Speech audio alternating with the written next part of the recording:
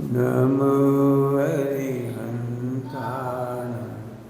नमो सिद्धाणं नमो अरिहयाणं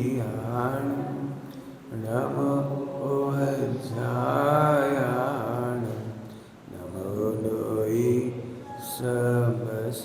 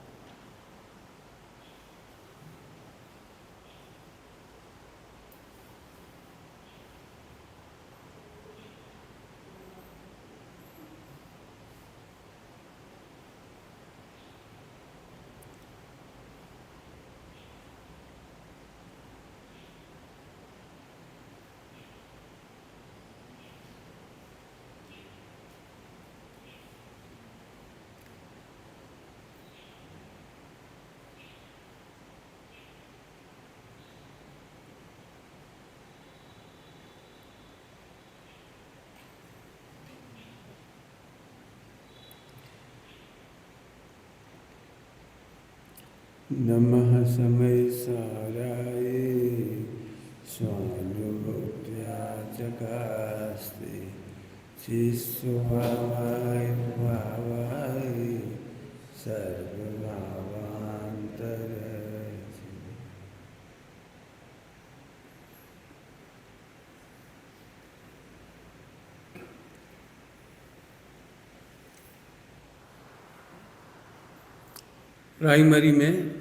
primary समझिए, कक्षा 1 वर्णमाला है अ से शुरू और क्षत्रज्ञ पे खत्म। क्षत्रज्ञ का मतलब समझते हो? संयुक्त अक्षर। क्षत्रज्ञ संयुक्त अक्षर। आ अकेले नहीं रहोगे तो संयुक्त हो जाओगे। आ माने अकेला, बड़ा माने आत्मा। जो अकेला आत्मा अनुभव नहीं करेगा वो क्षत्रज्ञ में फंस जाएगा, संयोग में फंस जाएगा, संयुक्त हो जाएगा। अकेला आत्मा, निमित्त उपादान की भाषा में कहो तो अरहंत और आत्मा, अनंत निमित्त हैं और आत्मा उपादान है। छोटा बड़ा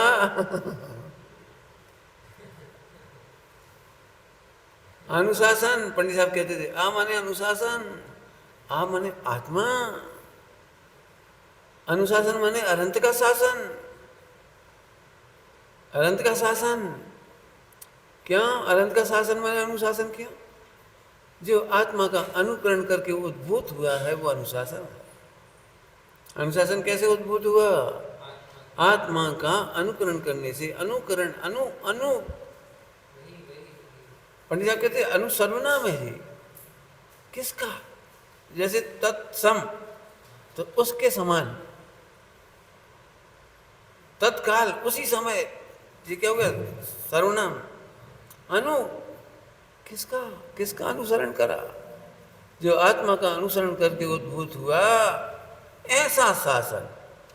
शासन माने जिनवाणी, शासन माने देवध्वनि, शासन माने वीर शासन जयंती, उपदेश। अनंत का शासन मिला, छोटा पढ़ो। काय के लिए मिला? अनंत भगवान का शासन आत्मा में समाने के लिए मिला। समझो? अनुशासन, पंडित साहब की सुबह बात कही, अनुशासन पालना चाहिए, सबको अनुशासन समझना चाहिए, अनुशासन करना चाहिए। तो पंडित साहब कहते भैया जब भी कोई शब्द बोलो तो उसकी चार बातें बताओ, सुनना सभी लोग, प्रैक्टिकल बता रहे सबको। जैसे सेवा है, दान है, सब में चार बातें बताओ। ऐसे अनुशासन में भी चार बातें बताओ। दान के प्रकरण में समझो, दान तो दाता, पात्र, दान की वस्तु और दान की विधि, दान का फल, ऐसे आना चाहिए ना इसमें, ऐसे इसमें भी आना चाहिए। किसका अनुशासन, कौन कर रहा है अनुशासन, कौन पात्र है इसका और इसका फल क्या होगा। इतना यदि सब समझ में आ जाए तो आपका अनुशासन भंग नहीं होगा। बेटे पंखे ठंडे तो है, गर्मी तो है नहीं। हाँ तो ऐसे अनुशासन का फल मालूम पड़ता है। क्या बताऊं, पंडित साहब तो खूब कहते हैं लिखो इसके ऊपर अनुशासन का फल क्या है। मुर्दा मन के सोच लोगे तो नहीं समझ में आएगा। अनुशासन माने जेल लगेगी तुम्हें अनुशासन। अब अमाइन में रहना है तो ऐसे खाओ, ऐसे पियो, ऐसे रहो, ऐसे करो, घूमने मत जाओ, उधर मत जाओ, इधर मत करो, ऐसे नहीं करो, और सबकी टोक सुनो, जो देखे टोक दे, जेल है। पंडित साहब ने क्या बोला था, मोक्ष मार्ग अज्ञानियों के लिए जेल है और ज्ञानियों के लिए खेल है। क्या कहा, अनुशासन अज्ञानियों के लिए जेल है और ज्ञानियों के लिए खेल है। जब तुम्हें लगे बहुत कठिन है मार्ग, बहुत कठिन है मार्ग, तो समझ लेना आप अज्ञानी हो। जब आपको प्रतिबंध और टोकना, रोकना, मर्यादाएं, नियम, प्रतिज्ञाएं दुख रूप भाषित हो तो समझना सम्यक दर्शन है। आप भयंकर दुखी हो। दुखी हो ये कहने में अच्छा नहीं लगता, दुख तो फल है एक्चुअली, दुख तो फल है, अज्ञान है, भयंकर अज्ञान है, भयंकर अज्ञान। अज्ञान का फल दुख है। यदि तुम्हें दुखी नहीं होना हो तो सम्यक ज्ञान करो। फिर सम्यक ज्ञान करो। अब सम्यक ज्ञान क्या है, फल नहीं मालूम आपको, जो भी अनुकरण करना हो। फिर से सुनना, सब लोग प्रश्न पूछते हैं, तुम लोग कहते हो कि पंडित साहब बार बार कहते थे कि रसी पालो आदि आदि, लेकिन पंडित साहब कहते तुम समझे ही नहीं। विजय भी तो कहते थे हमने रस पालन के लिए कहा था, तो रूढ़ रसी पालने के लिए नहीं कहा था। चेतन के रस में पगोगे तब रस परित्याग होगा। चैतन्य का रस तो भूल ही गए तुम, फिर असत में प्रवृत्ति हो गई, चाहे मर जाए आज तो हम नमक नहीं खाएंगे, मर जाए। मैं एक दिन नियम की चर्चा करूंगा। नियम बहुत सोच समझ के द्रव्य क्षेत्र काल भाव के अनुसार लेना। ऐसे भी लेना कि अपन समूह में गए, पंचकल्याण में गए, मेला में गए, तो इस नियम से किसी को दुख तो नहीं होगा। 50 लोगों को भोजन बनना है, बच्चे भी हैं उनके घर में, जवान भी हैं, और तुम्हारे कारण बिना नमक का भोजन बना, बिना नाना प्रकार के जो तुमने उल्टी सीधे नियम लिया, हल्दी टमाटर फला, तो उनके घर में ऐसा तो नहीं हुआ भैया बच्चा कहेगी जी कहाँ से आ गए भाई क्या। अब 50 4 तरह की सब्जी नहीं बनाई जा सकती, 4 तरह की दाल नहीं बनाई जा सकती। समूह को देख के चलो। ये द्रवचेत काल का मतलब क्या, हमने सोची नहीं द्रवचेत काल जैसे नहीं, हम तो पल जाएंगे बस, और नहीं पलेगा तो हम नहीं खाएंगे। अरे तुम तो नहीं खाओगे, लेकिन दातार को दुख भी नहीं होना चाहिए, समाज में अपयश नहीं होना चाहिए, जिन शासन की प्रभाव न होना चाहिए। त्याग इस तरह का हो कि तुम्हें क्लेश भी ना हो, तुम्हारे में से किसी को क्लेश ना हो, और जिन शासन की प्रभाव ना होती है। और सब बच्चे बोलेंगे ऐसे त्यागी हम भी बनेंगे, ऐसे ब्रह्मचारी हम भी बनेंगे, ऐसी थाली हम भी धोके पिएंगे, अरे हम भी ऐसी मुनि बनेंगे। तब तो बात है। यदि हमारा जीवन हमारा देख करके मोक्ष मार्ग की अप्रभावना हो गई तो तुमने बड़ा अन्याय किया, अन्याय किया, एक इशारा कर दिया। पंडित साहब ने रस परित्याग के लिए कहा, रस परित्याग के लिए कहा था। परित्याग समझती हो, परित्याग क्या होता है, परित्याग क्या होता है, आज ये तो शब्द हुए। 9 कोटि से, मन में भी नहीं आए, वचन में भी नहीं आए, काय में भी नहीं हो, कृत कार्य अनुबोधना भी नहीं हो, इसको परित्याग कहते हैं। अब ये तो नास्ति से हुआ, इधर से बोलो जो सर्व ओर से अपने को ग्रहण करता है, चैतन्य का रस पीता है, उसे रस परित्याग है। आत्मा के आनंद से, स्वभाव के रस से, वितरागता के रस से उस त्याग को सार्थक करो। त्याग सार्थक नहीं हुआ वो, नमक खाने से क्या फर्क पड़ता, 2 पैसे के नमक ने क्या बिगाड़ा था, इतने से पीछे कोलाहल मच गया। लड़ाई मचाना बहुत सरल है, स्पेशल त्यागी देखना बहुत सरल है, और आत्मा के रसिया होना बहुत कठिन है। अब इधर से कह रहे हैं गलत गलत कह रहे हैं, आत्मा का रसिया होना सबसे सरल है, बहुत सरल है, लेकिन कठिन हो गया। हमने ऐसी ऐसी लड़ाइयाँ देखी हैं, और तुमने टमाटर की चम्मच दाल में डाल दी और दाल भी खत्म हो गई, और तुमने बाकी हाथ धोए नहीं और आटे भी लगा दे, पूरी खाना खराब हो गई। अब क्या करें, पूरा भोजन ही खराब होगा, अब क्या करें। जी कोई तरीके इसलिए क्या, इसलिए रहे आनंद का घात नहीं करो, दुखी होकर नियम पालना नहीं और नियम पालकर दुखी होना नहीं। ब्रह्मचर्य, संयम, व्रत, जो भी तुम्हें कुछ कहना, स्वाध्याय, जो भी कुछ कहना, दुखी होकर करना नहीं और करके दुखी होना नहीं। जो दुखी होते हैं वे अप्रभावक हैं, अप्रभावक नहीं है, जिन शासन की प्रभावना को हानि पहुंचाते। क्या बोला? जिन शासन की प्रभावना को अप्रभावक नहीं कह रहे हैं हम इनको, दुष्प्रभावक हो गए। चलो अनुशासन समझ गए, अनुशासन। अब व्यवहार अनुशासन को परमार्थ अनुशासन में बनाओ। भगवान आत्मा का अनुसरण करके बोले थे, तुम आत्मा का अनुसरण करके अनुभव करोगे तो अनुशासन में आ जाओगे। जल्दी कह गई सब गाथा में से बोलो, दर्शाऊं तो करना प्रमाण, मैं निज वैभव से कह रहा हूं, निज वैभव से कह रहा हूं, तुम भी निज वैभव से उसे प्रमाण करना। निमित्त को उपादान के आश्रय से सार्थक करो। अनुशासन का बड़ा आत्मा का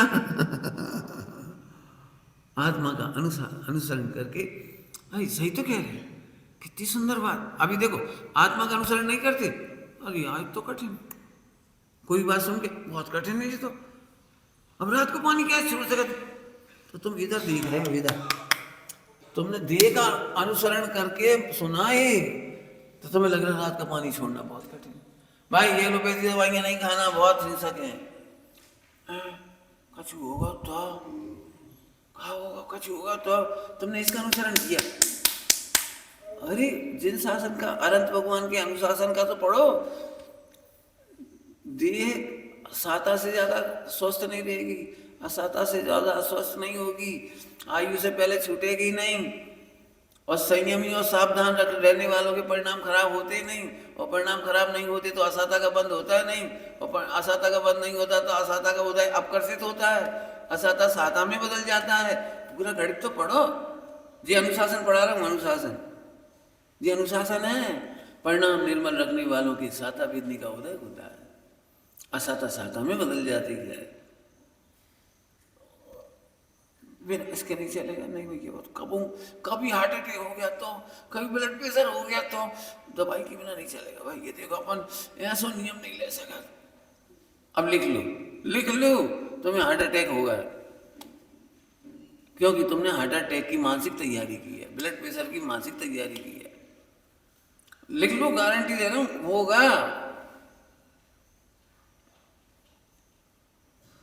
जो लोग मेडिकल क्लेम कराते हैं, मेडिक्लेम अथवा इस तरह की, पैसा जोड़ो भाई पैसा जोड़ो, कभी कैंसर हो गया तो पैसा काम आएगा। तैयारी क्या कर रहे हो? कैंसर होगा तो पैसा काम आएगा। भैया मंदिर में 11 लाख दे दो, अरे वो बीमार हो गए तो 25 लाख तो हमें चाहिए। मंदिर में 11 लाख कैसे देते? अब देखो असाता का बंद हो रहा है।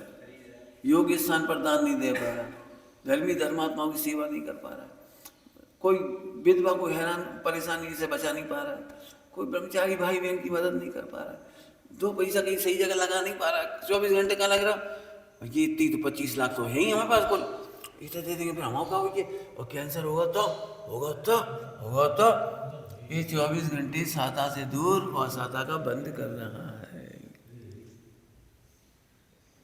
इसलिए सुन, तू बड़ा अन्याय कर रहा है।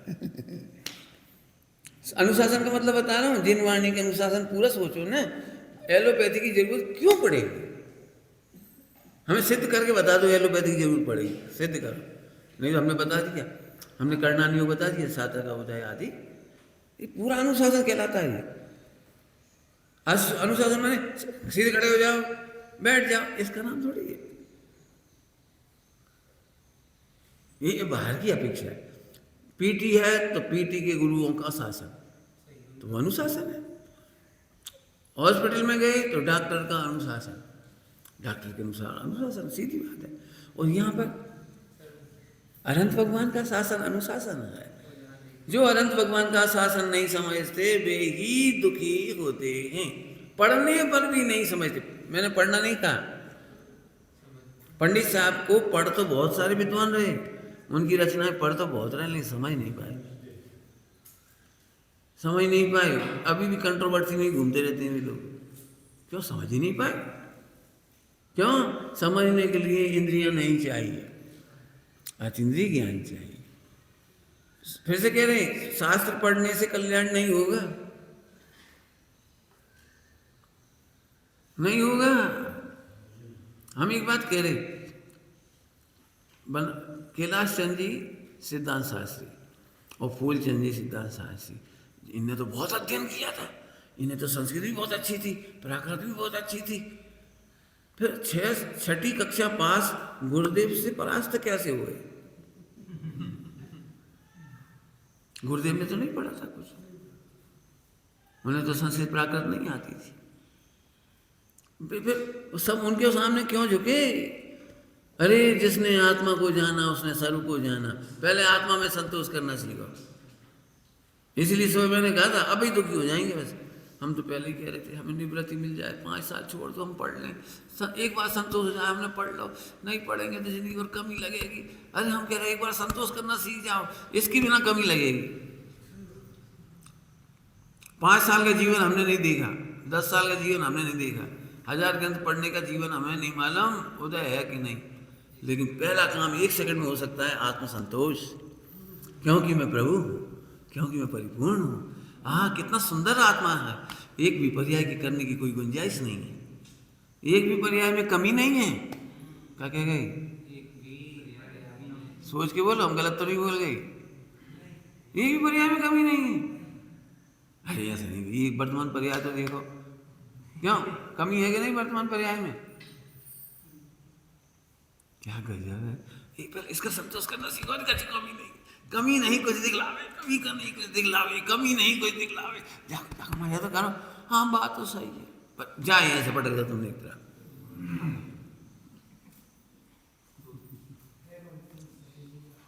मेरा बस चले ना, 1 महीने इसी की प्रैक्टिकल करा है, 1 महीना, कमी नहीं कुछ दिखलावे, लिख लो। आज रोटी नहीं मिली, हाँ आगे बोलो, आज इनने हमारी बुराई कर दी, करो प्रैक्टिकल करो, संतोष करना सीखे नहीं। और संस्कृत के सूत्र रटते रहो, फिर भला करते रहो, फिर भला करते रहो। मैं नहीं कह रहा हूँ संस्कृत बुरी है, संस्कृत बुरी नहीं है, प्राकृत बुरी नहीं है, लेकिन आत्मसंतोष के बिना निरर्थक है। आत्मसंतोष पहले करो, आत्मा में हूँ और परिपूर्ण हूँ, अब जहाँ संतोष करने, बस संतोष का मीनिंग बोलो, सम्यक तोष। संतोष क्या होता है? सम्यक तो सम्यक प्रकार से तुष्ट हो गए। संतोष का मतलब बोला, अभी भी नहीं हुआ पूरी बात। क्या होता है सम्यक तोष? क्या होता है? जिसके बाद निशंकता आ जाए, जिसके बाद निकांक्षित आ जाए, जिसके बाद निर्चिकित्सा हो जाए, संतोष का मतलब ये है। 8वां अंग आएंगे, 10 धर्म आएंगे। संतोष का मतलब ये है, संतोष माने ठीक शांत है, अब हम शांत हैं। शांत नहीं, शंका तो बनी है, कांचा तो बनी, नहीं तुमने कहीं संतोष से रहो, हम संतोष से रहे, मिले चाहे ना मिले खावे, हम भले मर जाए लेकिन रहेंगे शांति से सब। तुमने कह दिया संतोष करो तो हमने संतोष कर लिया। संतोष माने अज्ञान नहीं, संतोष माने मिथ्यात्व नहीं, संतोष सम्यक तोष है। एक एक शब्द की व्याख्या समझने की जरूरत है। पूजा कर ली तो भी संतोष नहीं है, दान दे लिए तो भी संतोष नहीं, करोड़ों कमा लिए तो संतोष नहीं है, करोड़ों कमाए तो संतोष नहीं, ये तो हमें समझ में आ रही है। लेकिन आत्मा को जानने के संतोष नहीं, ये तो हम नहीं समझ में आई। या तो तुमने आत्मा को नहीं जाना, नहीं जाना, खराब दृष्टांत है, लौकिक का दृष्टांत इसलिए खराब कह रहे। बताओ, जब पति नहीं मिलता है तो पति के पत्र को वो बार बार पढ़ती है। जब पति नहीं मिलता, विरह हो गया पति का, तो उसके पत्र बार बार पढ़ती है, उनका संकलन कर लेती है, फाड़ती नहीं है, फेंकती नहीं है, अनादर नहीं करती है। पति के सारे पत्रों का जो स्नेह पत्र हैं, आत्मीयता के पत्र हैं, इस संभाल रहती है। 10-20 साल नहीं मिली, मान लो नहीं मिली, तो वो पत्रों को बड़ा उससे, उस पत्र में आपने ये लिखा है, उस पत्र में ऐसा लिखा है, उस पत्र में ऐसा लिखा है, सब याद हो गया उसको। और जब पति आ गया तो पत्र पढ़ेगी कि पति में संतोष करेगी? बोलो, पति में संतोष करेगी कि पत्र पढ़ेगी? कुछ कह दिया हमने दृष्टांत में। ऐसे ही आत्मा मिला तो अब शास्त्र पढ़ने की भी गरज नहीं रही, इसका नाम संतोष। क्या कह गई? आत्मा में संतुष्ट परिणति, अब शास्त्र पढ़ने की भी अटक नहीं दिखती। क्यों? पढ़ेंगे तो भी पूरे हैं, नहीं पढ़ेंगे पति तो आएंगे ही ना, पति तो आएंगे। बता, पति से ये बातें करेगी, सुनो आपने फला पत्र में 15 दिसंबर को ये लिखा था, कैसे बात करेगी? पत्र एक तरफ हो गई। संतोष का मतलब बता रहे, संतोष, संतोष माने ये नहीं शांति से बैठ गए, ठीक है अब चुप हो जा रहे भाई, ये सब कह रहे संतोष करो संतोष करो, अब जित तो मिल रहे तो मिल गओ। इस संतोष के लिए टोटल जी ने क्या लिखा है? मूढ़ होकर भवितव्य को मानता है।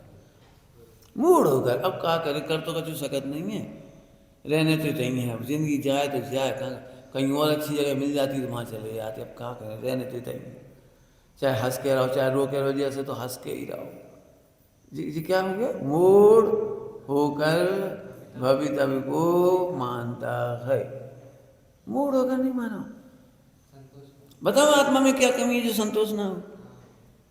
सभी ने बहुत याद हो जाता, हमें नहीं होता। जेलेसी करने की क्या जरूरत है? आत्म संतोष करने वाला तो इससे बड़ी क्या गाथा हो सकती है? 15 नंबर की गाथा समय सारी परमागम। आत्मा को 5 प्रकार से देखना ही द्वादशांग का सार है। आत्मा को 5 प्रकार से, जो पश्यति अपारणम सो पश्यति जिन शासनम सब्बम, जिन शासनम सब्बम, जिन शासन सब्बम। हाँ ठीक है, वो दिल बहलाने के लिए लिख दिया ऐसे। दिल बहलाने के लिए लिखा है। मैं संतोष का अर्थ कर रहा हूँ जिसके बाद कुछ पढ़ना शेष नहीं रहा। देखो उन्होंने अपनी बात, एक बीर साहब की बात कही, मैंने 10,000 ग्रंथ पढ़ी, मैं साहित्य पढ़ा, उसमें एक ही ग्रंथ अच्छा लगा, क्योंकि मैं 10,000 किताबें पर की महिमा बता रहे थे, और हमने झट निदान मान लिया, हम भी पढ़ेंगे, हम भी पढ़ेंगे। क्या पढ़ोगे? हम फौरन खुश हो गए, चलो अच्छा हुआ, 10,000 कोई काम की नहीं निकली, एक ही काम का निकलो, बहुत अपन पढ़ ही रहे, हम खुश हो गए। और निदान मानने वालों, और अब तो संस्कृत को प्राकृत को फला पढ़ो। हम एक बात कह रहे भैया, वाचक वाच्य नियोग, वाच्य पे दृष्टि नहीं होगी तो वाचक कछु नहीं करेगा। जयचंद जी छाबड़ा जी ने लिख दिया शुरू में ही, वाचक वाच्य नियोग। मर्म समझो इसका, वाच्य पे दृष्टि नहीं होगी, वाच्य की प्रतीति नहीं होगी तो वाचक कछु नहीं करेगा। तो पहले वाच्य पकड़ लो, अब बोलो, अब कोई दिक्कत नहीं, अब बोलो कोई दिक्कत नहीं। तुम्हें प्यास लग रही है, प्यास लग रही हो, गांव में आ गए, है ना, तो सब बोलियां तो अलग अलग हो जाती हैं, हर 10-5 किलोमीटर में बोली बदल जाती है, हर 5 किलोमीटर में बोली बदल जाती है। अब मान लो उनकी बोली वैसी है, अब यहाँ की बोली अलग प्रकार की है, थोड़ी अलग ही प्रकार से बोलती हैं। कंते जा रहे अब ये सुन, अरे ये विषय समझ में आ गया कि भाई ये कह रहे कहाँ से आ रहे, कहाँ जा रहे, खत्म। अब मन में समझ गए, पानी पीने के लिए यहाँ कुछ बोलती, मामा ऐसे बोलती, मामा ऐसे बोलती, बोले पानी पानी दे रहे हैं ना, पानी पानी पी लो। ऐसे शब्दों में संतुष्ट मत हो। इतने विद्वान स्वामी जी के सामने आए और स्वामी जी ने एक बात कही, इतने शब्दों को पढ़ने के बाद भी आपको वस्तु क्यों नहीं मिली, और ये तर्क को तर्क खत्म क्यों नहीं हुई, सैकड़ों विद्वानों में चर्चा वार्ता समाधान को क्यों नहीं प्राप्त हुई। तो गुरुदेव ने एक बात कही, शब्द मिलेक्ष मत बनो, शब्द मिलेक्ष मत बनो। सुनोगे पूरी बात, अनुभव के बिना द्वादशांग निष्प्राण है, और अनुभव से उसके एक एक शब्द में प्राण प्रतिष्ठा करो। क्या करा? प्राण प्रतिष्ठा करो। अभी अपने ऐसे बोली थी, हाँ भगवान आत्मा यहाँ क्या है जी, मूर्ति ऐसी बात करी आपने, क्या है? अरे वो तो हम ही है, जे है कि प्राण प्रतिष्ठा। समझ गए? ब्रह्मचर्य ले लें, हाँ ले लें, क्या करने पड़ेगा, ठीक है।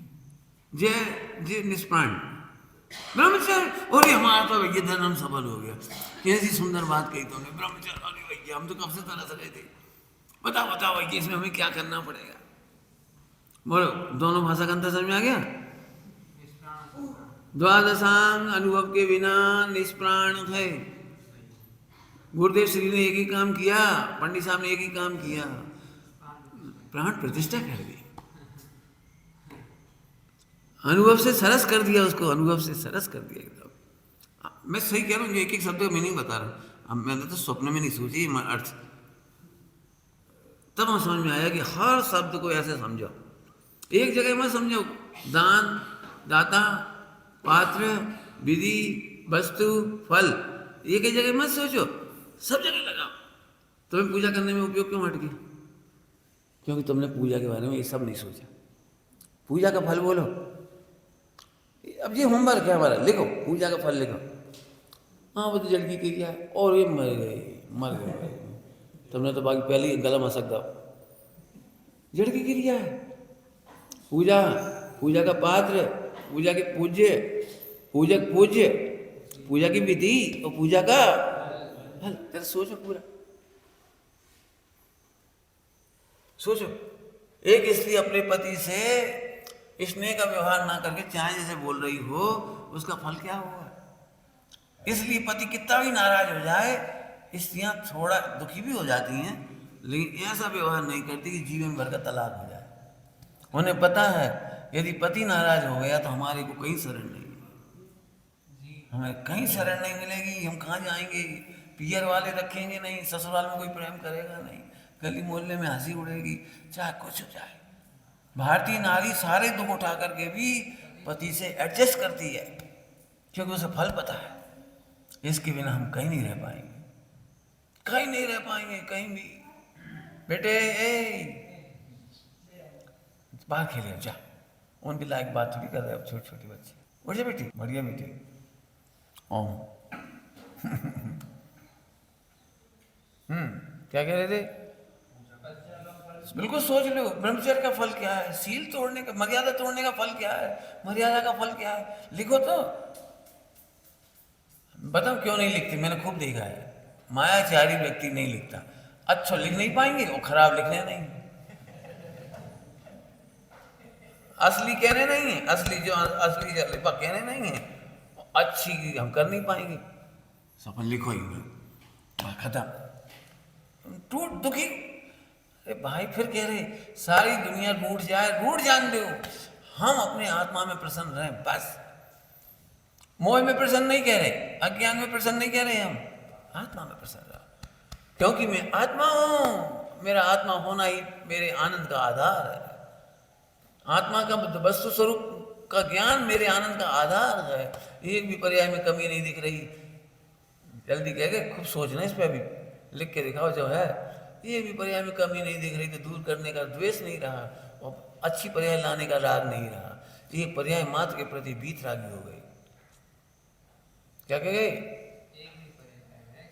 वीतरागता हुई है, ये भी कर नहीं आ रहा, ये पर्याय चली जाए और ये पर्याय आ जाए, क्या चल जाए। कोई परिणति इष्ट भाषित नहीं होती हो, कोई परिणति अनिष्ट भाषित नहीं होती। इससे भी ज्यादा अनंतानुबंधी का मोहराग देश निगोद में आ रहा था उदय, तब का बिगड़ गया। अब तो बहुत अच्छे हो गए हम, बहुत अच्छी।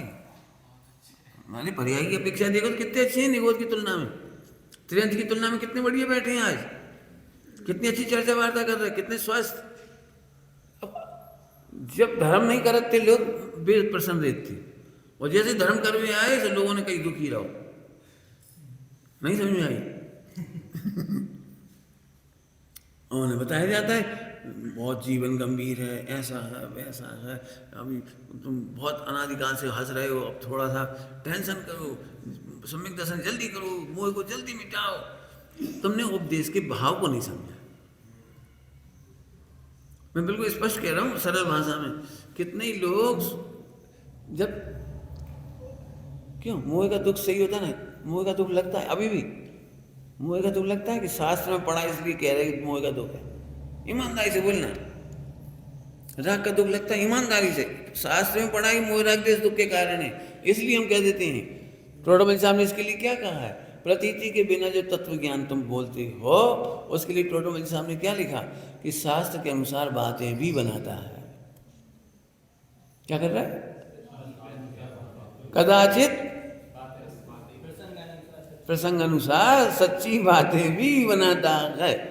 ईमानदारी से बताना, मोह राग देश से दुख लगता है? शास्त्रों में लिखा है, इसलिए हम कह रहे। चार गति का भय लगता है, कौन कौन को लगता है? लिखो। चार गति का भय समझते हो? चार गति में जाने का से डरते हो, लेकिन चार गति के कारणों से नहीं डरते, तो फिर चार गति से नहीं डरते। जो मृत्यु से डरता है वो जहर नहीं पीता, जहर मृत्यु का कारण है। ऐसे चार गति के कारण चार का सार है। जो चार गति से डरते हैं वे चार का सार नहीं करते, उन्हें फल मालूम है। फल की तरफ से स्वाध्याय कराई जाती है जिनवाणी में, फल की तरफ से। तो हम फल से डर गए और कारण से डरे ही नहीं। क्या कहा? फल से डर गए और कारण से नहीं डरे। बताओ बेटा, दुनिया में फेल होने का डर किसको नहीं होता? सबको होता है। होता है क्यों बेटा? फेल होने का डर सबको होता है, पूरी दुनिया में होता है, और पढ़त है नहीं, पढ़त है नहीं है, और फेल हो डर सब लग रहा। अरे फेल होने का डर तो तब कहलाता है जब पढ़ाई करें। ऐसे सब जगह लगाना होगी, सब जगह ये चार संबंध बताए ना घटाने के, ऐसे लगाना सीखो। द्रव्यचेत काल भाव का है तो सोचना सीखो। मैं फिर कह रहा हूँ, नियम मत लो। नियम नहीं लेने का दंड नहीं है, लेकिन नियम की असाधना करने का महादंड है। क्यों? कि जब नियम तुम लेते हो तो एक ब्रह्मचारी बदनाम होता है, एक पद बदनाम होता है, एक स्वरूप बदनाम होता है। सब लोग कहते हैं भैया यहाँ से दुख से तो हम ही अच्छे, यहाँ से दुखी रहे वैसे, यहाँ से याचक बनने से, यहाँ से दीन होने से तो हम ही अच्छे। बदनामी होती है। मतलब नहीं है, पहले दर्शित काल भाव सोचो। टोडरमल साहब ने कितना बढ़िया बढ़िया लिखा है। यदि हमारी ज़्यादा बुद्धि ना होए तो समान बुद्धि के धारकों से बारंबार चर्चा करो। फिर अपने परिणाम मिला आगम से, फिर भी नहीं समझ में आए तो विशेष बुद्धि के धारकों से पूछो, विनय सहित पूछो, फिर परीक्षा करो। अब जब तक अपने परिणाम आगम के अनुसार नहीं मिल जाए तब तक प्रयत्न करता रहे। सही बताना है, ऐसा प्रयत्न कौन कौन कर रहा है? कौन कौन से परिणाम पर आप अपनी चेकिंग करते हो इस तरह से कि भाई जी अंदर की परिणति के बारे में पूछना है। शास्त्र के बारे में तो फिर भी पूछ लेंगे, शिवसम संबंधी अज्ञान दूर करने के लिए पूछ लेंगे, जी वाली समझ में नहीं आई, ये तो पूछ लोगे। अंतर में सोचो। इसीलिए प्रसन्नता नहीं आती, संतोष नहीं आता, और प्रसन्नता के बिना, आराधना के बिना नियम निरर्थक हैं। जड़ की क्रिया, अब इसीलिए तुम जड़ की क्रिया कहते हो। आज तक जड़ की क्रिया किसी ने विषय सेवन के क्षेत्र में कही है? ईमानदारी से बताना, याद भी आती है विषय सेवन के क्षेत्र में? विशेष सेवन के क्षेत्र में याद भी आती, याद भी। तुम्हारे लड़के की शादी है और एक ही लड़का है, तुम जी कह रहे चलो भाई ये जड़ की क्रिया कर लो, मंडप सजा लो भाई, है तो जड़, वहाँ में धरो कछु नहीं है, बाजे बजा लो भैया है तो जड़, मिठाइयाँ बना लो है तो जड़, कछु दम नहीं है। एक बार भी जड़ की क्रिया याद नहीं आती।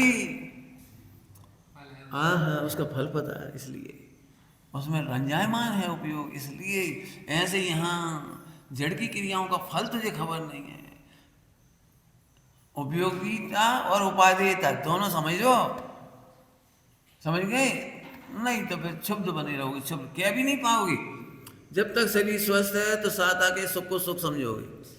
हम बहुत सुख से रह रहे, हम इनमें बहुत सुख से रह रहे, बहुत सुख से अच्छे रह रहे, कोई कमी नहीं है, अटपेरा की है बढ़िया, सब बढ़िया, बहुत है, अच्छी बिस्तर है, अच्छे पंखा है, वहाँ कोई नहीं सुनत भैया, पंडित जी भी नहीं रहे, कोई की नहीं सुनत, सब अपनी अपनी खींच रहे, हम कोई की नहीं सुन रहे। बहुत बढ़िया, मुड़ता हो। फल तो हाँ, फल तो क्रिया का लगता है, ये तो नहीं, फल तो अभिप्राय का लगता है। जिस जिस प्रकार से जीवन पूरा कर लिया अनुकूलताओं को देखकर, अब और कहीं जाने से अच्छा नहीं, ठीक है, और कहीं जाने से अच्छा यहाँ ठीक है, नहीं नहीं, अपने में जाने के लिए यही ठीक है। फर्क पड़ गया कुछ? अपने में जाने के लिए मिथ्या दृष्टि टोकने वालों से दूर भागता है, और सम्यक दृष्टि टोकने वालों को सुनकर खुश हो जाता है, प्रसन्न हो जाता है। अरे यहाँ कोई टोकेगा तो हम दोष नहीं कर रहे हैं। पंडित साहब बहुत छोटी छोटी गलतियों पे टोकते थे, बहुत छोटी, तो बहुत दिमाग खराब होता था, क्या इतनी सी बात पे टोक रहे, तो दिमाग बहुत दिन तक चलता रहा, ऐसे चलता रहा। फिर मैंने एक लेख लिखा, मेरे जीवन में लिखने का काम बहुत हुआ। पंडित जी ने कोई बात कही है तो मैं लिखा जरूर है, खूब लिखा उसमें, तो लिखा, फिर इतना आनंद आया, इतना आनंद आया, उस दिन के बाद खूब मजा आया। तो मैंने लिखा उसमें जो बता रहा हूँ, कितना भाग्य है, छोटी से छोटी गलती मेरे गुरु को बर्दाश्त नहीं, तो बड़ी तो हो ही नहीं पाई, बड़ी तो हो ही नहीं पाएगी, धन्य हो गया, बात धन्य हो गए। छोटी से छोटी गलती नहीं हो पाई, बड़ी कैसे हो जाएगी? फिर बहुत लंबा चौड़ा लिखा है, ऐसा नहीं, छोटी गलती किसे कहती हो, बड़ी कैसे कहते हो, बता। नाव में छोटो छेद हो, बड़ो छेद को अंतर करें, बोलो नीरज, नाव में छोटो छेद हो तो ठीक है, अरे उनको तो देखो कितना बड़ो छेद है, भल भल पानी भर रहा, कौन सा छेद बढ़ गया है, बोल बेटे, नेक्स्ट। क्यों खुश होती हो? दूसरों के दोस्त तो देखो, हमारे दोस्त तो कम। ऐसा कहने वाला, सोचने वाला ये कह रहा हमारी नाव में तो छोटे छेद है। अब बड़े छेद की परिभाषा आगे में सुनोगे, बड़े छेद की परिभाषा, जो छोटे छेद को छोटा छेद समझता वो सबसे बड़ा छेद है। क्यों, कैसे, कहाँ लिखी ये बात? जो छोटे छेद को बड़ा छोटा छेद समझता है वो बड़ा छेद है। क्या मतलब? अनंतानुबंधी है, दोषों का पक्ष करना, किंचित मात्र भी दोष का पक्ष करना अनंतानुबंधी है, इसलिए बड़ा छेद है। समझ गए? दोष उतने बुरे नहीं हैं जितना दोषों का पक्ष रखना बुरा है। साहित्य में क्या लिखा है? उनके एक भी दोष नहीं मिटा था। तीर्थंकरों के जीवन में जब गृहस्थ अवस्था थी, तीर्थंकरों का कोई दोष नहीं मिटा था, लेकिन दोष का एक भी दोष का पक्ष नहीं था। दोष एक भी नहीं मिटा था, उस तरफ से नहीं ना, अनंतानुबंधी वगैरह इधर की तरफ से दोष एक भी नहीं मिटा था, परंतु पक्ष एक का भी नहीं था। छोटा छेद की परिभाषा क्या है? अपना छोटा सा भी दोष पहाड़ के समान दिखाई दे, लिखा है साहित्य में साहब, अपना छोटा सा भी दोष पहाड़ के समान दिखाई दे, और दूसरों के बड़े बड़े दोष भी उसकी प्रभुता के सामने छोटे दिखाई दे। क्या कहेंगे? दूसरों के दोष कैसे दिखें? अरे डरो नहीं, तुम तो प्रभु हो, इसके सामने ऐसे क्षण भर में चले जाएंगे जी, 70 कोड़ा पौड़िया कहा है, कच्ची नहीं, आ जाओ सब तो असली अंजन चोर को जो नहीं, और तुम अब शुरू करोगे, 50 साल की उम्र होगी, 60 साल की, कब तुम पढ़ोगे? मुश्किल है। पहले से पढ़ रहे होते तो तुम भी 10,000 ग्रंथ पढ़ लेते। अब मुश्किल है। जी जी कहोगे जी। बड़े से बड़ा दोष भी, सप्तव्यसन जैसा दोष भी आत्मा के सामने कुछ नहीं। आजा आजा, मोक्ष के अधिकारी हम खड़े, हम खड़े, आजा आजा आजा। अभी सबको फिर कह रहे बहुत मेहनत करनी पड़ेगी, इंद्रिय ज्ञान आते इंद्रिय ज्ञान। भाई साहब आप तो प्रवचन कर रहे हो इसलिए आप तो बहुत बहुत कर लेते हो, हम तो नहीं कर। इसका फिर इंद्रिय ज्ञान से देख रहे थे। आपका तो यश बहुत है, तो यश कर्म की ओर से देख रहे। सुनोगे ध्यान से, इसलिए एक बहुत अच्छी पंक्ति लिखी है, ज्ञानियों को ज्ञानी ही पहचान पाती, अज्ञानी ज्ञानियों की पहचान को पहचान नहीं पाता। क्यों नहीं पहचान पाता? क्यों? इंद्रिय ज्ञान से दिखता है तो पहचान ही नहीं पाता। अभी की भाषा में बोलो, वो क्षोभसम से नापता है, जबकि आत्मा में क्षोभसम का है ही नहीं।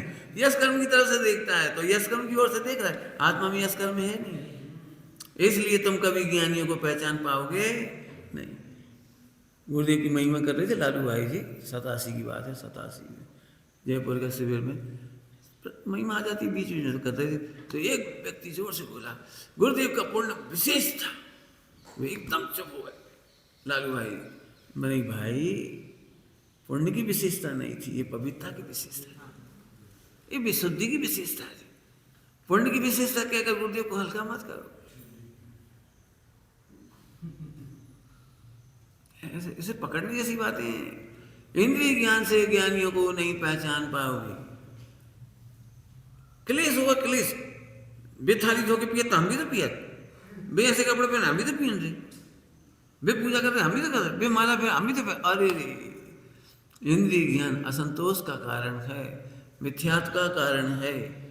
इंद्रिय ज्ञान, हाँ फिर से बोलो, असंतोष का कारण है, मिथ्यात्व का कारण है, उसके फल में आनंद दुख है। मेहनत करनी पड़ेगी। हम फिर कह अभी भी पाठ हम जो होमवर्क दे रहे, ये समझ लो, हम सुना नहीं दे प्रवचन, होमवर्क है, कदम कदम पर एक एक लाइन में होमवर्क है। मेहनत नहीं करोगे तो फिर तुम्हें जी लगेगा बस उनको पुण्य बहुत है, उन्हें पूछा तो बहुत है। पूछा से होत का है, बेस्या को तो बहुत पूछते हैं, आपका बेस्या सुखी हो गई, क्या होता है पूछने से, क्या होता है? बिल्कुल समझो भाई, समझो क्या कहते हैं। अनुशासन समझ में आया? अनुशासन लिखना है, कोशिश करो। तो हम क्या कहें, देखो ये है। अब तुम जो कहती ना हमारे पास टाइम बहुत है, हम कह रहे हैं मेरे पास बिल्कुल टाइम नहीं। मेरा साहित्य पढ़ना बंद हो गया, मैं अपनी बात कह रहा हूँ, मेरा साहित्य पढ़ना बंद है इस समय। नहीं पढ़ के फुर्सत ही नहीं मिल रही, इसी से तो फुर्सत नहीं मिल रही। एक एक प्रवृत्ति को सार्थक करो, सम्यक करो, संतोष प्रकट करो, विचार करो, लिखो लिखो। इसको कहते हैं आत्म अवलोकन, इंग्लिश में कहो तो सेल्फ एनालिसिस। MRI करना, अपनी MRI निकालो, आत्मविश्लेषण करो, परिणामों का विश्लेषण करो। जरा कोई तुम्हारे प्रवचन की प्रशंसा कर दे, झट खुश हो गए, हमने कह दी तो मोहित हो गए, मूर्छित हो गए, आत्महत्या कर ली तुमने। हम ये कह रहे सत असत की भाषा में बोलो, क्या किया तुमने? असत में प्रवृत्ति कर ली। थोड़ी अच्छी भाषा बोलो, सत से निवृत्ति, असत में प्रवृत्ति कर ली। हाँ, जो सत आनंद रूप था उससे तो निवृत्ति कर ली। और ये क्षणिक प्रवचन, भाषा वर्णना, परद्रव्य का परिणमन, असत असत रूप, वहाँ खुश हो रहे। तुमने सुना हमारी तारी में क्या बोले? युगल जी भी एक बार तारी में बोले थे, डॉक्टर साहब भी बोले थे, सुनना उस दिन का प्रवचन। हाँ, मर गए। तुम्हें हम की खबर नहीं है इसलिए वाणी में मर गए। हाँ, दुराचार की परिभाषा बोलो। वैसे भाई सत से बोलो, दुराचार बोलो। उपयोग का सत से निवृत्ति होना, असत में प्रवृत्ति होना, ये दुराचार है। हाँ, ऐसे लिखो, हाँ हाँ मैं दुटे आप दी, हाँ सच से निवृत्ति कर ली, सच से छोड़ के बैठे हुए, हाँ बात तो सही दी, हाँ वही मतलब इस सड़ी सड़ाई बेरों को मूर्छन बांट रहे नमक शक्कर मिला के। मूर्छन समझती, मूर्छन समझती है, नहीं समझती। उस सड़े सड़ाई बेर होती ना जो सूख जाती बिकती नहीं है, बेरों का फिर उन्हें कूटती, फिर उनमें नमक शक्कर मिलाते, उसका नाम है मूर्छन। स्कूल के बाहर नहीं बिकता वो 5 पैसे का हमारे जमाने तो टेस्ट काय का होता है टेस्ट, उसमें गुठली पिसती है बेर का,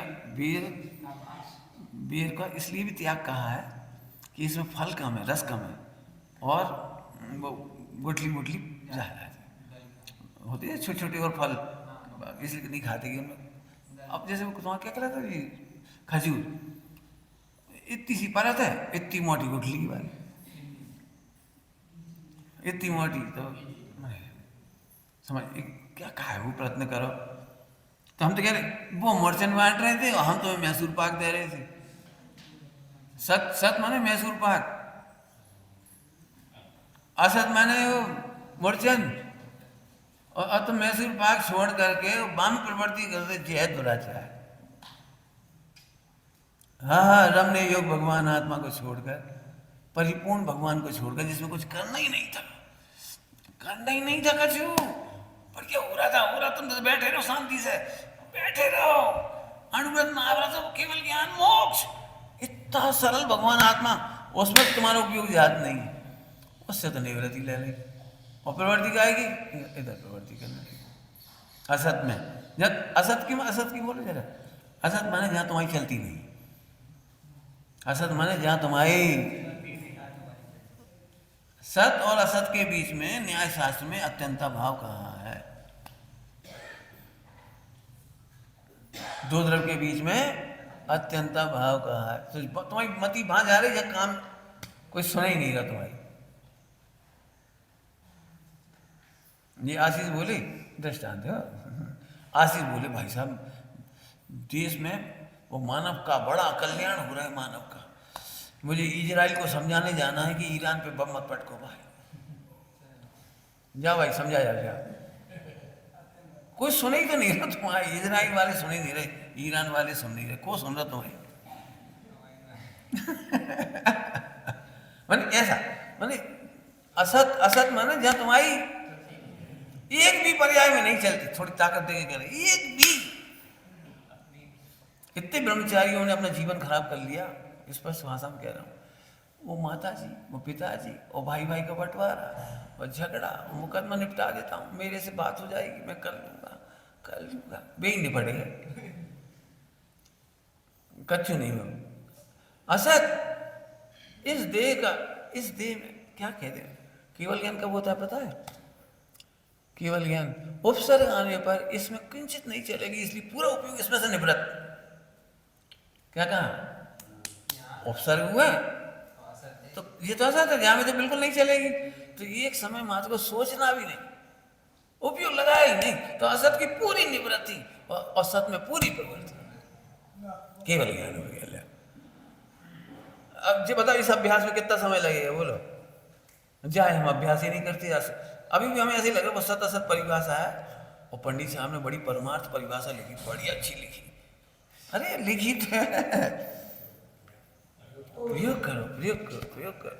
मैं फिर कह रहा हूँ, मेरा इस समय पिछले 5-6 सालों से पढ़ नहीं रहा हूँ, कई प्रसंग अनुसार कोई चीज़ आती है, पढ़ ली अलग बात है, मैंने कोई साहित्य नहीं मंगा रहा हूँ ना, मैं देख रहा हूँ, कुछ साहित्य मिल गई वो अलग चीज़ है, कुछ क्या प्रयोग में बहुत समय चाहिए, आत्मविश्लेषण करो, मिथ्या संतोष मत करो। पंडित साहब ने कितनी बार बोला होगा मिथ्या संतोष, मिथ्या संतोष कितनी बार बोला होगा, सोचो, सुन के मत जाओ, पंडित साहब का मिथ्या संतोष, तो हमने खूब जांच के देखा, मिथ्या संतोष भरा पड़ा ठीक है, जिसमें हमारी किंचित नहीं चलती उसमें चलाना दुराचार, पूरा उपयोग समेट कर आत्मा में, हाँ हाँ केवल ज्ञान हो गया। केवल ज्ञान की विधि लिखो, केवल ज्ञान की विधि बहुत सरल है, बहुत सरल। जहां अपनी चलती वहां चलाओ केवल ज्ञान। क्या कहा? जहां अपनी चलती है वहां चलाओ, बस केवल ज्ञान। इतनी शॉर्ट विधि। बोल बेटे, केवल ज्ञान की विधि। हाँ, बहुत बढ़िया, फिर से बोलो। बस जहां अपनी चलती वहां चलाओ, जहां नहीं चलती वहां हटो।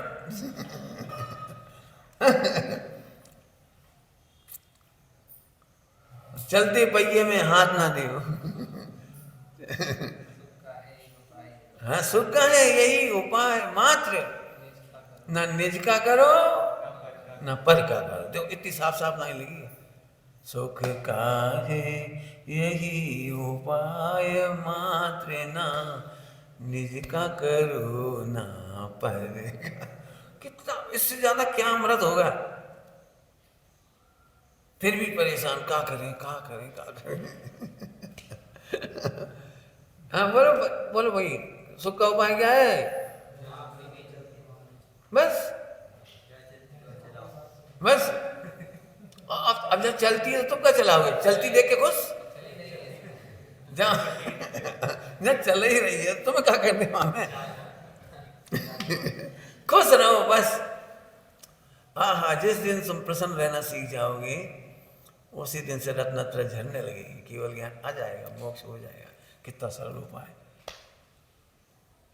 लेकिन इधर देख के समझोगे, नियम की लिस्ट पढ़ के करोगे तो भारी हो जाएगा। ओ बाप रे, इतने पेज 2 बार में। ओ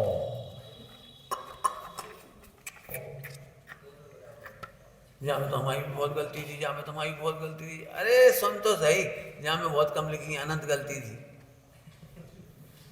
एक में संतुष्ट नहीं रहता, उसकी अनंत गलतियां होती। ये तो हमने कम लिखी हैं, कम लिखी है, बहुत कम लिखी है ये तो। और सुन, टेंशन मत कर, जब आत्मा में प्रसन्न रहने पर वे भी मिट जाएंगी तो ये भी मिट जाए, मिट जाए। मिटाना नहीं है, मिटाना नहीं है, मिट जाए। जैसा पर अनुशासन क्या हुआ? वापस अनुशासन पे आ गए। अनुशासन क्या हुआ कि सुन, अनुशासन शुद्ध उपयोग है। अब क्या कह गए? फल की तरफ से अनुशासन शुद्ध उपयोग है। शास्त्र के अनुशासन में आत्मा का अनुकरण करके अनुभवन करने का फल शुद्ध उपयोग है। शुद्ध उपयोग ही अनुशासन है। शुद्ध उपयोग। व्यवहार में अनुशासन क्या है कि शुद्ध उपयोग की रक्षक मन वचन काया का व्यवहार, आचरण, मर्यादाएं, 2 अनुशासन है। आनंद की रक्षा करना होगा तो अनुशासन जरूर होगा। एक सरल भाषा का दृष्टांत दूं, थोड़ा ध्यान से सुनोगे तो समझ में आएगा, नहीं तो समझ में नहीं आएगा। ध्यान में से सुनोगे तो ही समझ में आएगा। दृष्टांत थोड़ा वैसा है, अटपटा। आपने देखा कभी मति ज्ञान को कितना सावधान होता है? यदि पैर में जरा सा कांटा भी लग जाए ना तो अपने आप ही उठा के चलने लगता है, अपने आप ही उठा के चलने लगता है। सही जगह पर सही उंगली जाने लगती है। बच्चा चक्कू से डरने लगता है अपने आप ही। क्यों? क्योंकि उसे रक्षा ही प्रिय है। स्वास्थ्य की रक्षा प्रिय है, पैरों की रक्षा प्रिय है, तो एक कांटे के समय में भी इतना सावधान हो जाता है। अब सोचो, जब जरा से कांटे में उपयोग अपने आप सावधान हो गए ना, चलते फिरते उठते बैठते, अगली बार चक्कू से काम करेगा तो कैसे करोगे? होता कि नहीं होता? बोलो। अब ये दृष्टांत बाहर का था, ऐसे यहाँ लगाओ। जो किंचित मात्र भी दुखी नहीं होना चाहते, उनका अंतरंग और बहिरंग अनुशासन अद्भुत होता है। उसमें किंचित भी कमियां नहीं होती, शिथिलाचार नहीं होता, दुराचार नहीं होता, शिथिलाचार का पक्ष भी नहीं होता, कुछ नहीं होता। शिथिलाचार भी नहीं होता और शिथिलाचार का पक्ष भी नहीं होता। अब हमें शिथिलाचारी गुरु चाहिए ताकि हमारी शिथिलाचार को कुछ ना कहें। हाँ बेटा, बात तो सही है, निचला गुणस्थान, निचली भूमिका है, दोस्त होंगे बेटा, खुश रहो, यहाँ से कहने वाले गुरु चाहिए। मैंने 2 बातें कही, निर्दोष आत्मज्ञानियों के जीवन में शिथिलाचार भी नहीं है, हमारी तुम्हारी नहीं बनेगी, नहीं बनेगी। हाँ इतनी सी शराब पी रहे, फिर देखो नहीं बनेगी, क्या थी तुमसे नहीं बनेगी, इतनी सी पी रहे, हम कह रहे नहीं बनेगी। ऐसे भाव में क्या होगा, बे तो इतनी पी रहे, तुम भगो यहाँ से मत पियो भाई, इतनी सी भी काय पी रहे। समझ में, शिथिलाचार होता नहीं और शिथिलाचार का पक्ष भी रहता नहीं है। एक एक शब्द में बहुत मर्म है। अन्याय, अनीति, अवक्ष। अब बताओ पंडित जी, अवक्ष में क्या सत्य में प्रवृत्ति होगी? अवक्ष में तो खावी पीवे की बातें होती है। अवक्ष में तो क्यों प्रवीण, क्या होता है अवक्ष में? भाई आलू मत खाओ, रात्रि भोजन नहीं करो, जमी कंद नहीं खाओ, और क्या करोगे बोलो? अनशन पानी नहीं पियो, और बोलो दवाई मत खाओ, और बोलो अरे नहीं खाओ नहीं खाओ, खावे की तो बताओ। भक्ष, भक्ष खाओ, क्या खाओगे बताओ? सत्य की ओर प्रवृत्ति करके बताओ। नित्यामृत भोजी, आनंद अमृत भोजी, चिदानंद चैतन्य रसपान करेंगे। रसपान करेंगे कहीं लिखा है बेटे बालवदीक में? क्या लिखा है, कहाँ लिखा है? शुद्धात्मा में, उसमें क्या लिखा है? गन्ने का रसपान करेंगे। चिदानंद ये भक्ष। अब इस भक्ष को समझता नहीं है तो भाई लौट फेर करता रहे, ऐसे ऐसे ऐसे ये खा लो सो अजय नहीं खा, अरे भाई क्या। अब इधर बताओ, चिदानंद के रस के सामने इन रसों की क्या कीमत है? इसीलिए तो ये अर्थ कोई नहीं निकाल पाया जो पंडित साहब ने निकाला। अरे आत्मा अरस नहीं है, सरस है। अब कौन निकालेगा? अरस ही अरस का अर्थ करते जा रहे, क्योंकि आत्मा में रस नहीं है, स्पर्श रस गंध वर्ण नहीं है, इसलिए अरस अरूपम अगंधम अवर्णम, वो सब नास्ती नास्ती के प्रवचन करते चले गए। अरे आत्मा सरस है, सरस नहीं होता आत्मा तो 8-8 वर्ष के बालक मुनि दीक्षा लेकर के वन खंडादिक में, उपसर्ग में, परिचय में कैसे रहते? अरस है, नीरस नहीं है। सरस है, नीरस तो नहीं कहा। अब जी अर्थ कौन ने बताया होता? अरे सरस पे भजन चला गया। सोचो सोचो। तो भक्ष बोलो, आज क्या खाया सुबह? आज क्या पिया सुबह से तुमने? सब पानी पिया, नींबू का पानी पिया, फिर वो पिया, फिर वो पिया, अरे फिर मुर्दा की बात है। आज सुबह से क्या पिया तुमने? बोलो। अब जब बुद्धि जाएगी तभी समझ में आएगी, तभी तुम कह पाओगे। पंडित साहब से कहा स्वास्थ्य ठीक नहीं था, पंडित साहब सुबह से कुछ ले लिया करो। हम तो लेते हैं सुबह से। हम तो लेते हैं, उठते से ही लेते हैं, रात को 3 बजे उठ के ले लेते हैं। रात को 3 बजे उठ के क्या ले लेते हो आप? अरे भगवान का स्मरण, नाम लेना, नाम स्मरण, वेद विज्ञान का रस पीते हैं। पंडित साहब ने मेरे से पहली बार पूछा था सभा में, बताओ ऐसी कौन सी चीज है जो रात्रि में भी खाई पी जा सकती है और दोष नहीं लगता? अब हम बहुत सोचे थे, मुर्दा थे ना हम, तो हम यही सोचे कहाँ खा सका और कहाँ पी सके, समझ ही नहीं पाया कहा के। फिर उन्होंने नियम सार जी की बात, देखो नित्यामृत भोजी, न रात को दोष लगता है, न दिन को दोष लगता है, न अमावस को दोष लगता है, न पूनम को दोष लगता है। अरे रे ऐसे ही मैं क्या कह रहा हूँ, अभक्ष त्याग के नाम पे फिर मुर्दा बन गए। भक्ष्य का तो पता ही नहीं लगा, भक्ष्य का तो पता ही नहीं लगा। तो ऐसे असत से निवृत्ति और सत में प्रवृत्ति उपयोग करेगी। अभी इतने से केवल बताइए, इसका कितनी जिम्मेदारी आ गई, इसके बाद कितनी जिम्मेदारी आ गई। अब पढ़ते जाओ 1 ग्रंथ 2 ग्रंथ 3 ग्रंथ 4 ग्रंथ 5 ग्रंथ।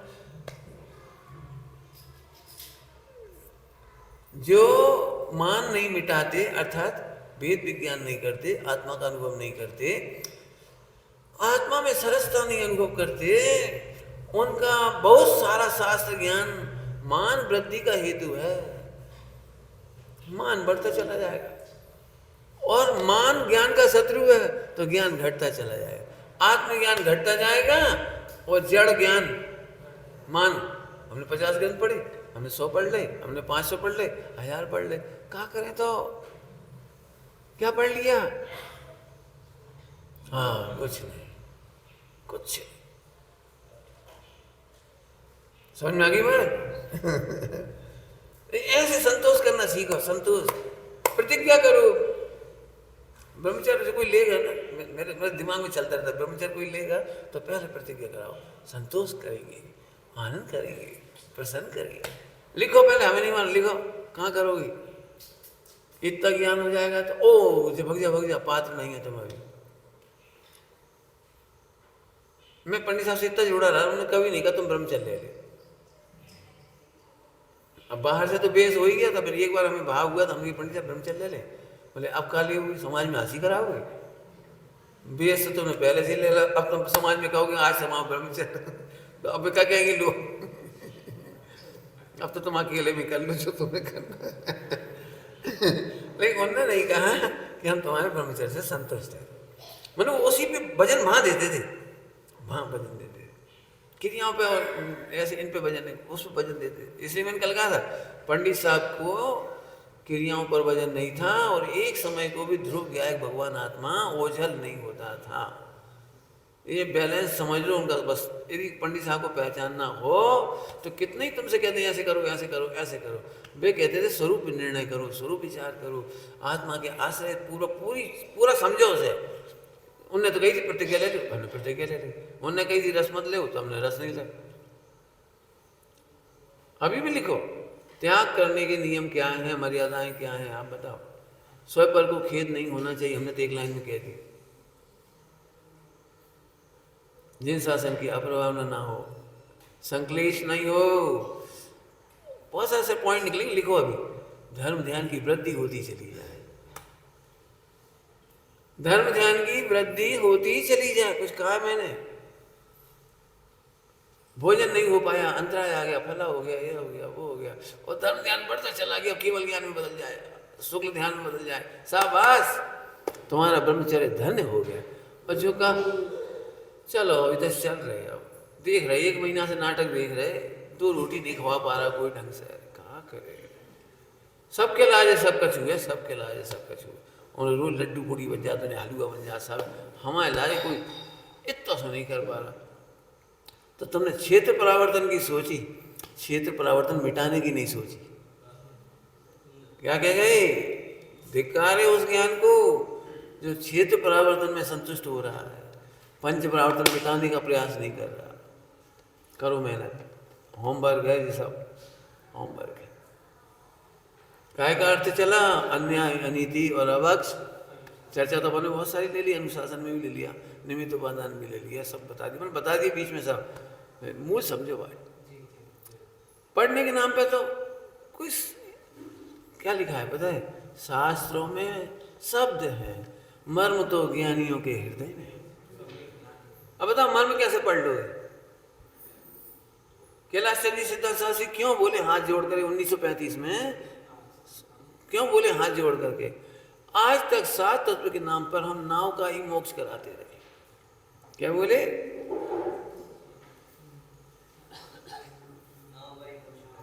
सात तत्व के नाम पर जब भी प्रवचन करते थे, मैंने सुने हैं वो उस समय के प्रवचन, वो एक नाव बना देते थे, बता जीव अजीब नाव तैर मोक्ष। ऐसे ऐसे बोल, सच्ची बात है। उन्हें हाथ खड़े, कौन सिद्धांत शास्त्री उस समय कौन थे पता है? सयादवाद महाविद्यालय के प्राचार्य थे उस समय, गणेश प्रसाद जी पंडित जी जहाँ जब पढ़ते थे जी, वहाँ ऐसे बोले आप नहीं मिलते तो हम 7 तत्व के नाम पर नाव का ही मोक्ष कराते थे। आत्मा का मोक्ष होता वो तो आज आपसे सुना। इतनी भी कल्पना नहीं थी कि जीव अजीव यहाँ भी घटेंगे, आश्रय बन तत्व यहाँ घटेगा। भाव वासन की तो बहुत दूर की बात थी। फिर कह रहे संतुष्ट परिणति इधर होगी तो सातों तक समझ गए, और शास्त्र पढ़ने के नाम पे दौड़ पड़े। एक बहुत अच्छी बात कह कर, समय तो हो ही गया, ज्यादा ही हो गया। चल रहे जाओ तो मूर्ख हो, हम कि चल रहे तो मूर्ख हो, पूछो तो कहाँ जा रहे, क्यों जा रहे, प्रसंग क्या है, क्या तैयारी करके जाए, वहाँ हुआ क्या, संकट क्या है, किस प्रसंग में जा रहे, कुछ पता ही नहीं। नियम ले लो, और ले लो। मूर्ख हो, अध्ययन करो तो अध्ययन करो, एकदम भावुक हो गए, अध्ययन करो, प्रतिज्ञा कर ली। अरे रुको तो सही, अध्ययन कब, कहाँ, कैसे, किसका प्रयोजन, सब विचारो। अब तुम कभी दुखी नहीं होगे। ध्यान रखना, जो प्रतिज्ञा दुख देती है वो ये बताती है कि तुम मूर्ख हो। क्या कहे बोलो, क्या कही? जो प्रतिज्ञा के पालन में तुम दुखी हो रहे हो, इसका मतलब तुमने मूर्खता पूर्वक वो नियम लिया है, त्याग किया है, प्रतिज्ञा ली। क्यों? क्योंकि तुम दुखी हो। चल रहे, खा रहे, अब पूछो का जहर, ऐसे पूछो ना, क्या चल रहे? पापा ने बेटा से कही, छोटे से बच्चे, 8 साल बच्चे, चल रहे आओ चांद पे, आओ चलो, हमें कहा तुम जा रहे हो हम चलेंगे, हमें कहा। तो सोचना भी ठीक, गंभीर है मार्ग, गंभीर मार्ग है। गंभीर मार्ग है मतलब टेंशन का नाम गंभीरता नहीं है, ऐसे उदास होवे को नाम गंभीरता नहीं है। शांति से बैठ गए, यार भैया कछु हाथ में नहीं है, ये नहीं गंभीरता। गंभीरता मतलब उपयोग की सावधानी, उपयोग का विचार में, विचारशीलता का विकास। विचारशील व्यक्ति गंभीर होते हैं। क्या बोल गए जल्दी से ही? विचारशील व्यक्ति गंभीर होते हैं। वे हड़बड़ी नहीं करते, जल्दबाजी नहीं करते। हमने पंडित साहब से कहा, पंडित साहब 12 व्रत का स्वरूप तो बहुत सरल है, हम सोच रहे ले लें। पंडित साहब बोले 1 साल तक इसका स्वरूप निर्धारण करो, मैंने सोचो क्या होता है। जितना लिखा है उतना ही है कि कुछ अलग भी है, कुछ सोचो, खूब पढ़ो लिखो, खोजो खोजो, समझ गए? कह देते हाँ बेटा बहुत बढ़ गया, दौड़ जाओ। ऐसा नहीं करा मैंने। आंख बंद करके न उन्होंने निर्णय किए और न कराए। और बस यही थोड़ी अखरेगी, आपको अखरेगी, हमें आगे नहीं बढ़ने देती, हमें आगे नहीं बढ़ने देती। उन्हें झट बढ़ा दो, हमें नहीं बढ़ा, उन्हें आगे बढ़ा दो। हमें पढ़ने की अनुमति नहीं दी, इन्हें पढ़ने की अनुमति मिल गई। हमें प्रवचन की अनुमति नहीं मिली, इन्हें मिल गई। अरे क्यों मिली, सोचो ना। प्रवचन करना वाणी का व्यापार नहीं है। क्या कहे? प्रवचन करना वाणी का व्यापार नहीं है। काय का व्यापार होगा, सोचो। मैंने पंडित साहब को प्रणाम करके कहा, मैंने पंडित साहब प्रवचन कर आए। कहते जा रहे प्रवचन करने, आशीर्वाद लेके जा रही थी। तुम प्रवचन कब से करने लगे?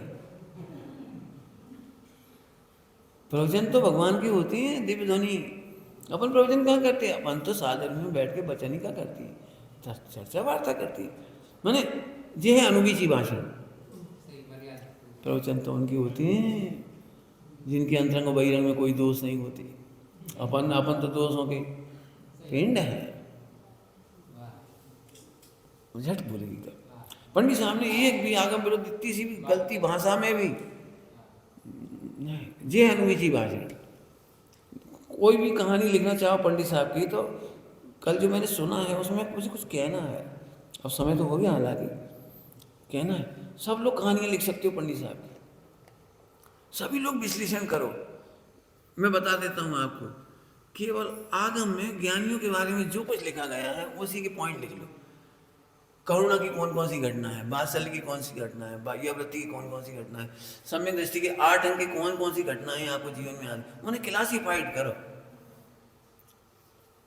आप उनकी घटनाएं मत सुनाओ। जैसे बोलने वाले अच्छे क्यों नहीं बोल पाए कल? कहाँ बोल भी आए थे तो कहाँ बोल गए? इसलिए मैंने कहा था लिखो। निष्प्रयता, पंडित साहब की निष्प्रयता के कितने किस्से हो सकते हैं। एक बार भी मैंने ये नहीं देखा कि उन्होंने अपने शरीर के लिए, अपने खाने पीने के लिए, अपने उसके लिए, समाधि के लिए कभी कुछ सोचा भी हो। कहना तो बहुत दूर की बात। क्यों? आपको कैसे पता लगा? हमें कभी भी इसलिए नहीं रोका कि सुमत अच्छा है तो इससे समाधि हो जाएगी, इसको हम सिखाएंगे, हमें ऐसे ऐसे करना, तो हमें ऐसे ध्यान रखना, हमारा ऐसे ध्यान रखना, इसलिए नहीं रोका। यही तो निष्प्रयता है।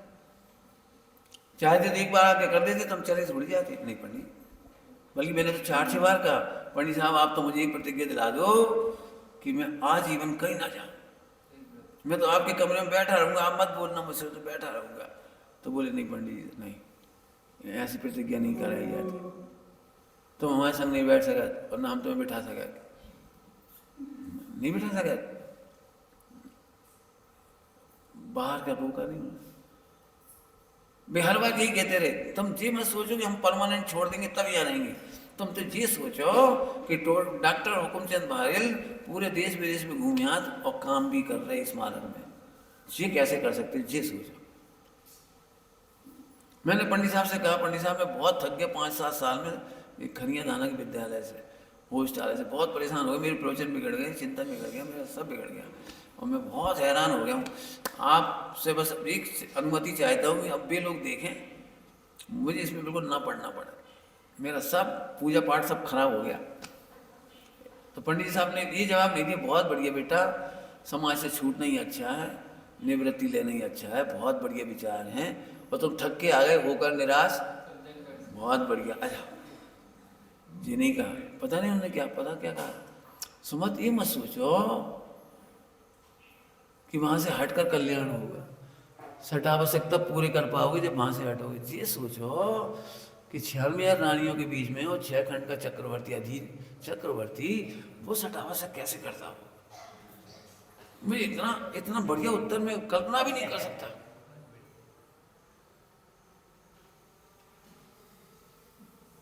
ये एक प्रसंग नहीं है, तब मैं चाह रहा हूं कि अब हम उनको उसमें खतौनी 10 लक्षण पर्व के 10 लिख लो और बताओ कौन कौन सी घटना है जो क्षमा मार्दा वार्दा सत्य सोच की, तब आपको क्लासिफाइड करोगे ना। अब तुम कभी उनका गुण स्मरण करोगे तो बहुत अच्छे से कर पाओगे। अभी तो हम घटना बता रहे हैं, वो भी आधी अधूरी बता दी, कोई बात नहीं, आधी अधूरी, इससे तुम्हारा बोलना संयमित हुआ लिखने से, और इतने लोगों के प्रसंग इकट्ठे हो जाएंगे तो पंडित साहब का एक जीवन चरित्र अच्छा लिखा जाएगा। एक बात, दूसरी बात और एक कह रहा हूँ, कथा लिखने की एक विशेषता, मैंने स्वामी जी की कहानी लिखी तो मैंने 90 साल में एयरवाइज लिखी, एयरवाइज, इससे कथा का फ्लो बनता है। अपन कोई सी कहानी कभी भी लिख दें, जैसे अभी वो छपके आई थी तो मैंने उसमें लिख के भेजा था कि समाधि का प्रसंग समाधि वाली क्षेत्र में डाला जाए संपादन में तो अच्छा रहेगा। तो इसका मतलब क्या रहता है कि घटनाएं आ गई हमने छाप दी, वो नहीं, संपादन का बहुत बड़ा काम होगा। तो आप लोग भी कभी करो, तो फागुन का महीना था, बरसात का दिन था, इस स्थान पे था, तो उससे दिमाग में आएगा ऐसा ऐसा समय था, गर्मी के दिन थे, ठंड के दिन थे, बरसात के दिन थे, मन जो भी प्रसंग है तो उसे बहुत सुंदर कथा चित्र, उपन्यास, ये कहानी या काव्य, जो भी भाषा दे दो नाम, अच्छा आ सकता है। और फिर बताऊं मैं आपको, तब वो लोगों के लिए बड़ा अनुकरणीय होगा। क्षमा ऐसी होती है, अरे मार्दव ऐसा होता है, सत्य संयम त्याग आकिंचन ब्रह्मचर्य ऐसा होता है। वो ब्रह्मचर्य की बात ब्रह्मचर्य में डालो, प्रसंगानुसार लिखो तो बड़े सुंदर सरस जीवन चरित्र सामने आ जाएगा। ओम नमः शिवाय का भाव आता है। ब्रह्मचारी भाई बहन है, आप सभी हैं, साधक हैं सब, जीवन का निर्णय कर लो, नियम बना लो, कसाय और कसाय के पोषकों का विश्वास नहीं करें, कसाय और कसाय के पोषकों का भरोसा नहीं करेंगे, यही सबसे बड़ा कुशील है। बहुत गरिष्ठ बात है, भाषा तो साधी है, खूब सोचना। ऐसे लोग भाई के रूप में मिल सकते हैं, ब्रह्मचारी भाइयों को भाई भी मिल सकते हैं, बहनों को बहनें मिल सकती हैं। इसमें एक वाक्य लिखा है, शीतलाचार के पोषकों को साथ नहीं रहना, अश्लील भाषा, अश्लील बातें, अश्लील पढ़ने वाले, अश्लील चिट्ठी, अश्लील गाना गाने वालों को भी दोस्त नहीं बनाना, इसमें लिखा है। ऐसे हम यहाँ कह रहे, शीतलाचारियों का संग नहीं करना। दृढ़ अनुशासित का दंड भोगना अच्छा है, शीतलाचारियों का संग करना अच्छा नहीं। कसाय और कसाईयों का पोषक मैंने कसाई तो उनके पोषकों के संग नहीं करना, बहुत सोचना चाहिए ऐसे।